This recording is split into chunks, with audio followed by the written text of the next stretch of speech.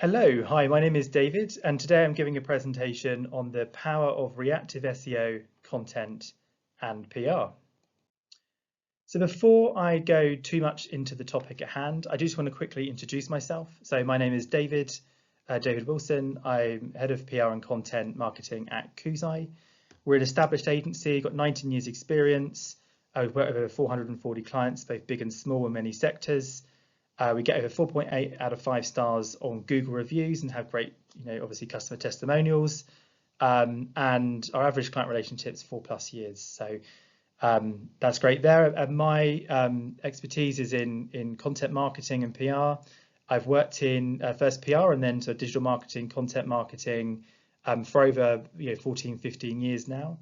And I'm a specialist in this area. So I hope you find this insightful and useful. So before we delve too much into the hows, I do want to quickly define what we mean by reactive SEO, content and PR. So essentially what we mean is the art of responding to breaking news or trending topics online with content assets, content pieces, and PR campaigns that can capitalize on that increased interest and drive better brand exposure in terms of national media coverage, better media coverage in terms of more articles and better articles, and also better traffic to the site as well. So that's what I mean by reactive SEO, content and PR. And on this slide, we just want to really quickly give a running order. So we've obviously already introduced ourselves. First off, I just want to talk about why it's valuable. Then I'll give you some examples. So examples of where it's worked for us in practice. Then we want to look a little bit about how to do it. So I'll give you some tips on how to do it for content, how to do it for digital PR. I'll give you some do nots, so how not to do it and common pitfalls to avoid. And then we'll give you a summary sheet that you can take away and action for yourself. So the first is really why is reactive SEO, content and PR valuable? What makes it valuable to a marketer? And the first thing to say is really that increased PR opportunity. So increased media coverage and brand exposure can often be seen off the back of doing PR campaigns that are really relevant to what's happening to the user agenda in that moment and reacting to it as the news is breaking or as close as possible to that as you can. The result of that is often much broader media pickup and normally better pickup as well, because that's kind of what journalists are looking for. So obviously that leads to better brand awareness, better brand exposure. Doesn't mean that things like product PR, brand PR, thought leadership, etc. are not important. They obviously really are. But it is, when it comes to search marketing, worth considering more reactive approaches that integrate with your content marketing and your SEO as well. Secondly, from a content perspective, publishing pieces of content or making sure you've got content ranking strongly for key events or trending news, that sort of thing, can be really useful in terms of driving more content to your site. So getting more well-read articles, introducing your site and your brand to new users. Thirdly, all of that has a halo effect on your SEO as well. So it has an enhanced SEO benefit too. So for example, having better read articles on your website is going to increase the chances of those getting traction, but also getting natural backlinks from third parties who find that content useful. And having better PR campaigns that are topical to key issues as well, that generate more coverage, often leads to more backlinks, which obviously helps strengthen the domain authority of your site and your subject matter expertise, which in kind of the medium term as well as the short term helps improve your site, its authority in search engines, and how competitive it can be really for search terms and keywords generally. And number 4, we also just want to mention that it's important for positioning your brand as a thought leader. If your company is the company that's always reacting to breaking news or key trends in the industry, and people see that, you're going to get a reputation, or your company will get a reputation for being a thought leader in that, and that's going to have a really positive impact on how people and how your audiences see your brand, and that obviously has a tangible effect on what they think of it and how they engage with you in the future as well. A final point I want to make here as well is more related to PR, but it's just that giving journalists and audiences what they want when they're most interested in it does drive better results. And we've put some quotes here from journalists at some really good publications here to illustrate that point. So the Evening Standard there saying, journalists at the Evening Standard saying, you catch me on a busy day, I'm not reading past the first paragraph, learn what a top line is and learn what is essentially newsworthy in a nutshell. The Daily Mirror there saying, we deal with breaking news every day. Your bubble bath is not going to make the grade, I'm afraid. Harsh, but often true. Reach PLC, who is the company that behind the Express and lots of regionals. So it all comes down to would my readers essentially read it, and would we read it in our spare time? And if not, they're not going to publish it. And ITN saying, the answer to when do you need it by, which is often what PRs like me ask journalists when they ask for things. When do you need it by? It's as soon as humanly possible, they say. So I think all of this just really underlines the importance of speed, of reacting quickly to the news agenda, getting journalists what they want, getting that reputation for giving journalists good stuff quickly is really helpful to getting pick up, and making sure it's relevant to the news agenda, relevant to what's happening now, is really key. On this slide, I just want to talk a bit about what reactive content and PR looks like in practice. So the first 2 points here: reactive commercial content. So that is more rare, but can be things like reactive when you find a new keyword group that started ranking because of a change in the news agenda, for example. You might want to go after that. But more commonly, number 2, reactive editorial. So when people ask questions off the back of news stories, you're going to want to rank for those where they're relevant to you. So for example, if you're a lender, a financial lender or financial services company that deals with mortgages, when there are big trends in mortgage lenders putting up their prices or price wars, for example, you might get an increase in search terms like, can I still get a mortgage? Or obviously increases in things like fixed term mortgages, for example. When there's changes to the energy price cap, you often see changes in search terms around things like how to save on your energy bills. So that could be an editorial content piece that you want to keep fresh. You obviously see things as well for increases in demand for keywords on fixed tariff energy rates, for example. So all those sort of things you're going to want to make sure you rank for, and particularly when it comes to the commercial pages, what you can do is you can look back at what's happened in the past when you do your keyword research. So if you're able to plot, make a timeline of events, say over the past year for news events that are relevant to your company, it might be, if you're that mortgage lender, again, it might be changes in interest rates, changes in mortgage rates, for example. It could be the release of new Help to Buy schemes, for example. All those different big news stories, you might want to go back and plot when they happened and see in the keyword research, was there a trend? Did that news story result in a big increase in search traffic? And that will help you be more selective about the sort of topics you might respond to. So if you know that changes in the Bank of England interest rate tend to result in a few days later a big surge in the search, particular search terms around what are interest rates or how to find the best fixed rate mortgage, for example, that that sort of content is really worth investing in, but you might find that others aren't.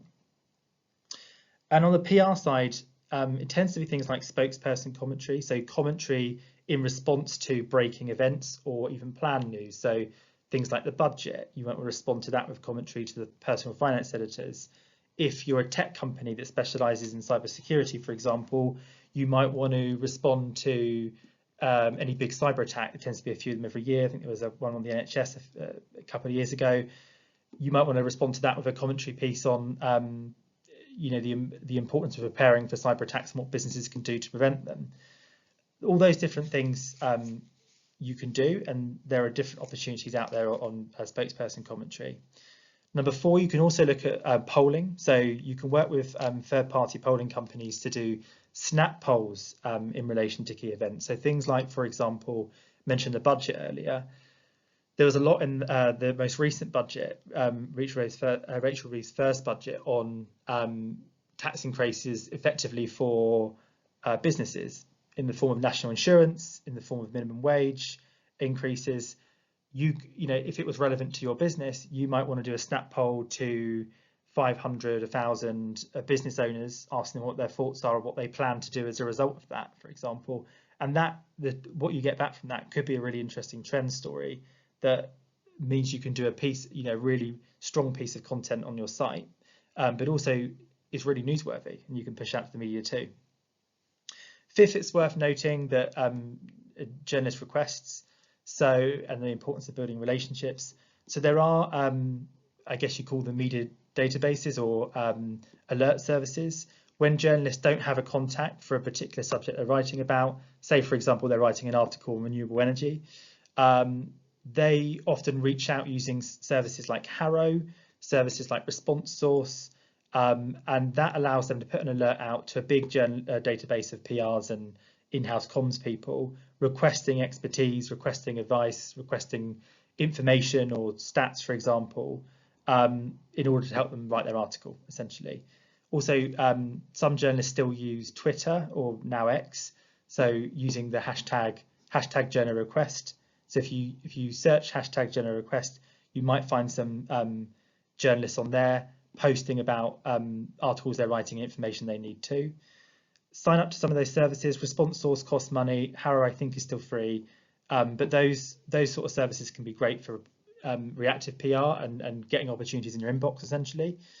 But it's also important to build relationships. So build relationships with journalists in your sector, and let them know that your spokespeople are available, for comments. Tell them why they're experts in the industry, and let them know that they're available and that you can do quick turnaround on comments. And that as well can be really helpful for getting people to come back to you as well. And finally, there I just sort of mentioned like more broad reactive campaigns. This might be things like releasing products in response to changes in the market. It could be adapting broader PR campaigns. Now I'll go through some examples of that later in the presentation. So moving on to some examples, I've just put together a couple of examples where this has worked really well for us on the sort of polling side or the data side. So the first thing to mention is that when it comes to using polling data for reactive PR, it doesn't reactive content, it doesn't always need to be breaking news. It can be other things. It can be things like awareness days or annual events that happen, industry events, for example. It can even be things like seasonal changes in the weather, summer, heat waves, that sort of thing, that can change how people search sometimes, but also that changes the reality of people generally, and therefore journalists tend to want to write about things that are related to that where it's newsworthy. So number two, the key really is to get topical insights in response to those events and those trending topics. And often, point number three, often a good way to do that is by working with a third-party polling company, as I talked about earlier. However, you can also use other data. So it's worth exploring what data is available in your organization. So things like, for example, could be simple as booking data. If you're a software company, you might have interesting insights on consumer behavior, or at least customer behavior, that other companies don't, and that can reveal trends that can be useful for reactive PR stories. But there are also other sources as well. So have a Google, look at what's out there, make sure the source is new, obviously, and relevant. But things like the Office of National Statistics often release databases of extensive research and data points on different topics, and it can be useful sometimes to look at those and see if there's anything you can get from there to create a trend story too. And fourth, it's really important to use that data to create news stories that and trend stories that are relevant to the news agenda at the time, and ideally as quickly as possible and reactively as possible. So some examples of that. First of all, this is a holiday park that we've worked with, and they essentially wanted to build backlinks to their site and gain sort of extra traction and traffic. One thing we did is to simply react to the heat wave, and this is a really great example of how it doesn't have to be a big breaking news event, but it is something that's covered by the news, and it is something that's affecting people's life. So what we did is we got data from the Met Office on the different areas of the UK that are the sunniest, that are the hottest, that are the wettest, windiest, etc. And we did a study on the site, essentially revealing the destinations in the staycation destinations in the UK with the best weather. From that, we were obviously able to pitch that out to many publications, regional publications, national travel desks, etc., and create content on site. That, as you can see there on that slide, drove a big spike in things like organic users and sessions, which was brilliant, but also gained lots of backlinks and media coverage in titles like MSN, The Sun, TimeOut, Mirror, the Daily Mirror, the Daily Express, things like Daily Telegraph as well, BBC. So lots of publications there, all just from using third-party data to react to what's happening now and how people are behaving and what's happening in their world. Similarly on this one, this is a little bit more serious, but we were working with a automotive provider and they wanted to push their MOT tests. So we did some research and we looked at, we found out that there was big changes happening to how MOT tests would be done that year in the spring, which was only a few months away.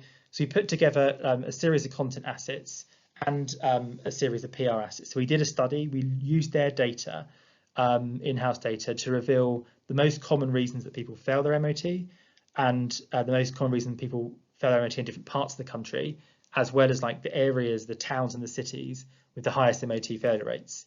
So from that, we're able to create like a big study, a content asset with an interactive for users to use as well, that revealed like the towns and cities where MOT failures were greatest. And we did big PR campaign around that as well. As you can see there on the screen, again, we saw a big spike in traffic, but we also saw some really great backlinks and coverage too. So things like the Daily Express, The Sun, AutoTrader, and lots of regionals and other nationals as well. Here, I just want to talk a little bit about the power of reactive commentary and give you some examples on that. So the first is using your expertise to build fruitful media relationships. So it doesn't always have to be pitching comments out to journalists. It can be more proactive than that.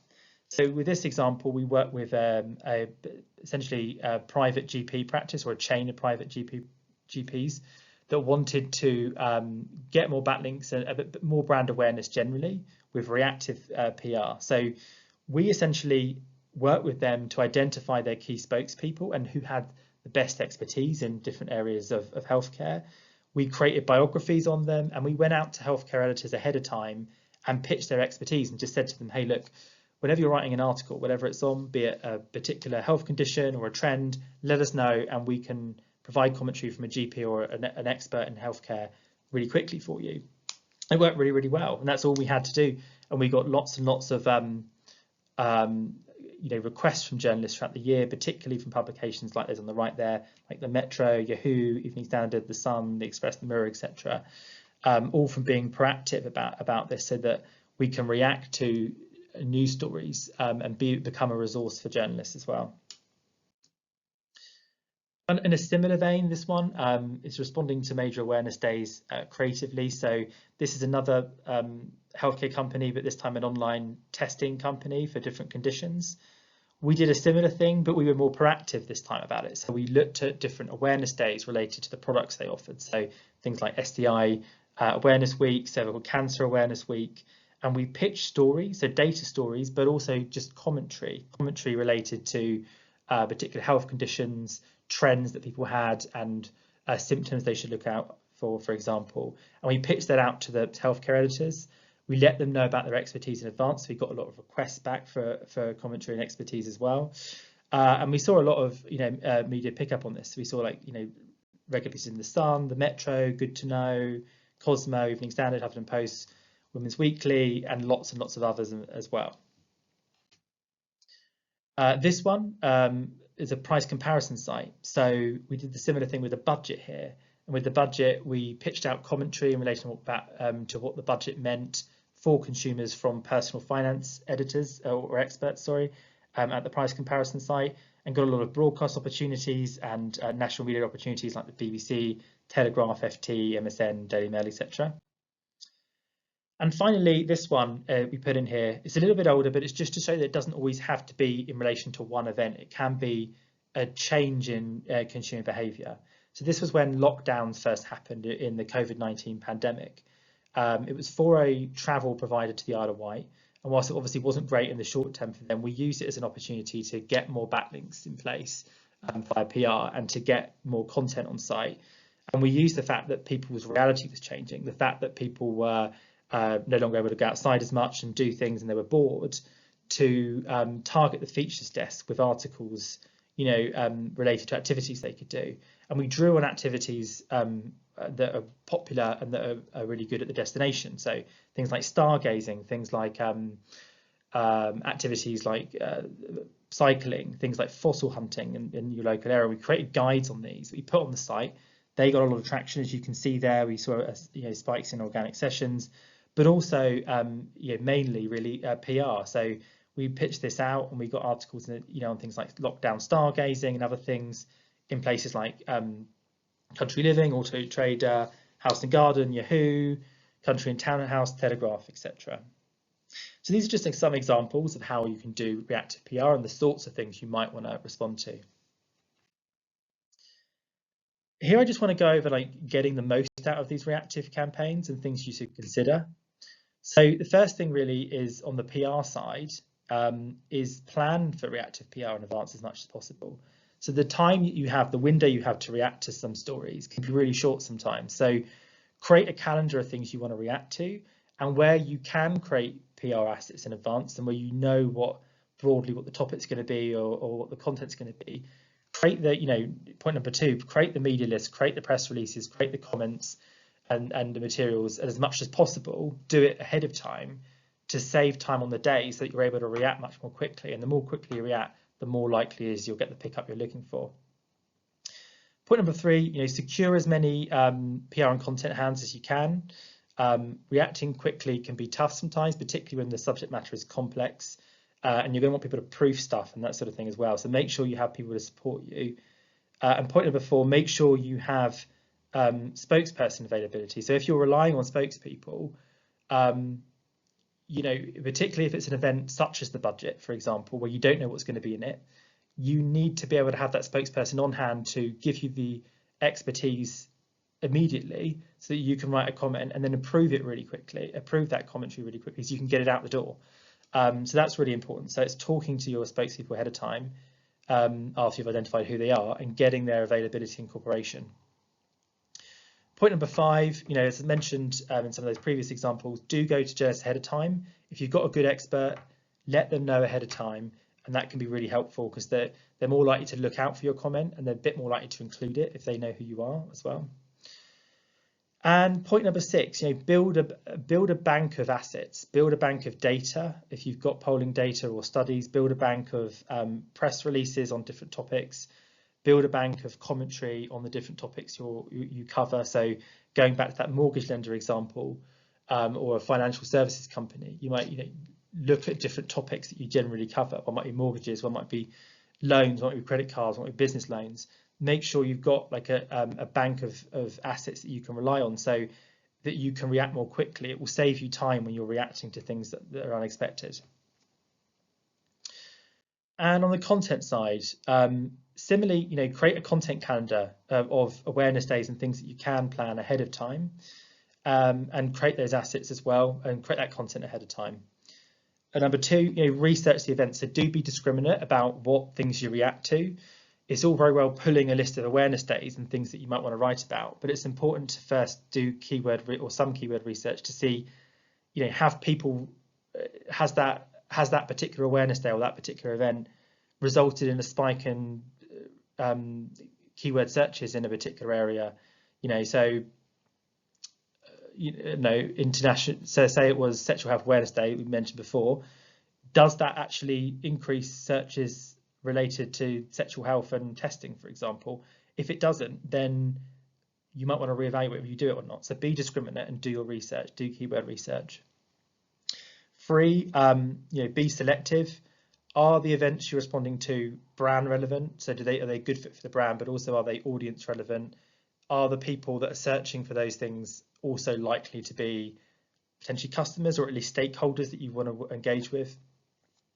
4, get the resource in place, both in terms of content team and experts you might want to rely on for commentary. so that you're able to push articles live soon after the events happen.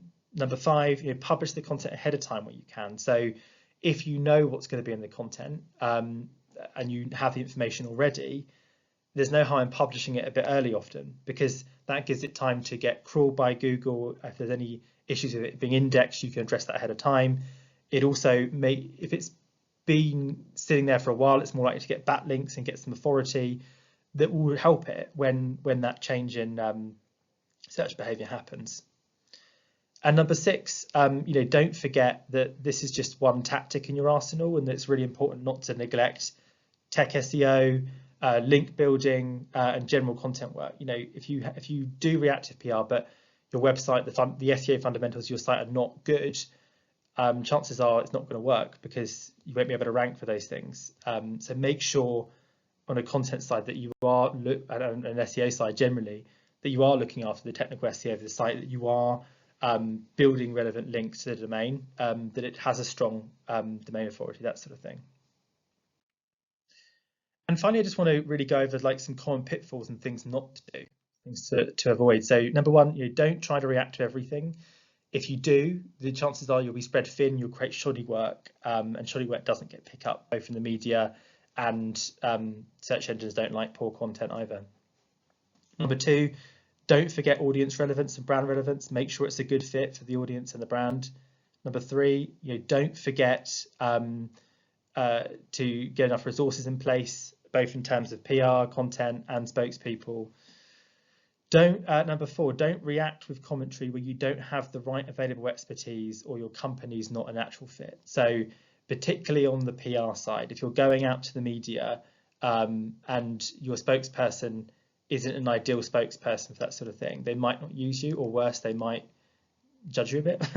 Because so for example, if it was the capital gains tax example in the budget, if you're putting out a commentary on what changes to capital gains tax means, you need to make sure you are a company that operates in either taxation or financial services, and that you have an expert, or at least an expert in finance at least, or ideally in taxation and that sort of thing, depending on what you want to achieve.